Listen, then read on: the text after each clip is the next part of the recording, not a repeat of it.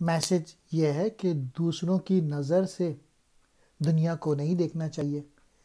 اپنی نظر سے، اپنی صلاحیتیں بڑھا کے، اپنی فکر سے دنیا کو دیکھنا چاہیے۔ دیکھے تو زمانے کو اگر اپنی نظر سے، افلاک منور ہوں تیرے نور سحر سے، خورشید کرے کسب ضیا تیرے شرر سے، ظاہر تیری تقدیر ہو سیمائے قمر سے،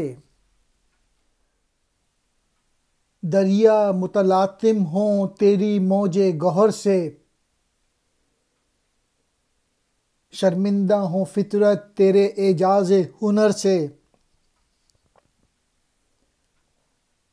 اغیار کے افکار و تخیل کی گدائی، کیا تجھ کو نہیں اپنی خودی تک بھی رسائی؟ علامہ اقبال کہہ رہے ہیں چونکہ تو اپنی خودی سے واقف نہیں ہے، اپنی صلاحیتوں سے واقف نہیں ہے، اپنی صلاحیتوں کو تو نے ڈیولپ نہیں کیا، اپنی سوچوں کو نہیں بڑھایا، اگر تو ان کو بڑھائے گا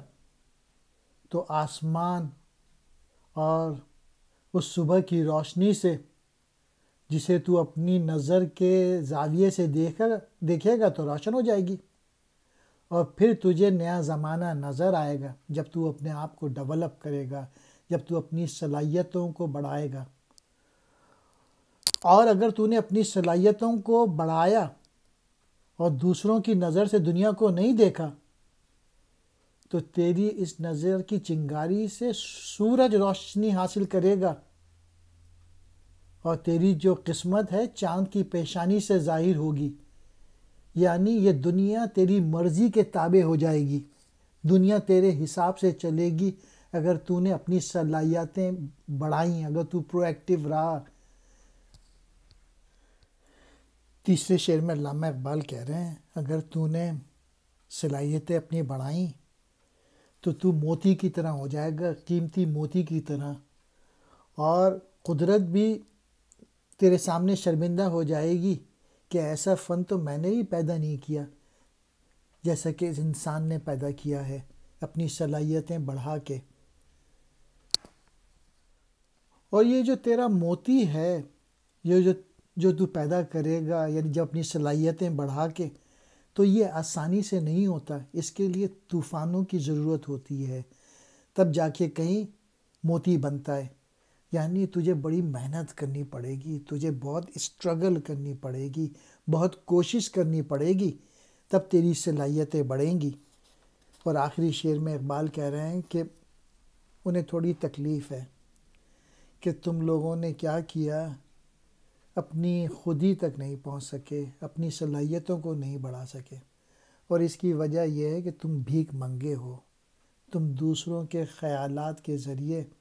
اب دنیا گزار رہے ہو، تمہارے اپنے کوئی بیلیف نہیں ہے۔ جب تک تم لوگ اپنی صلاحیتیں نہیں بڑھاؤ گے تم ترقی نہیں کر سکتے۔ جدت کہتے ہیں نیا پن کو، افلاک یعنی آسمان، یہ فلک کی جمع ہے، منور روشن، نور سحر صبح کی روشنی، خورشید سورج کو کہتے ہیں، کسب ضیا روشنی حاصل کرنا، شرر کہتے ہیں چنگاری کو، سیمائے قمر چاند کی پیشانی، متلاطم طوفانی، موج گوہر موتی کی لہر، مراد موتی کی چمک دمک، اعجاز کہتے ہیں کرشمے کو، ہنر کہتے ہیں فن کو، اغیار غیر کی جمع، افکار فکر کی جمع، تخیل خیال کو کہتے ہیں،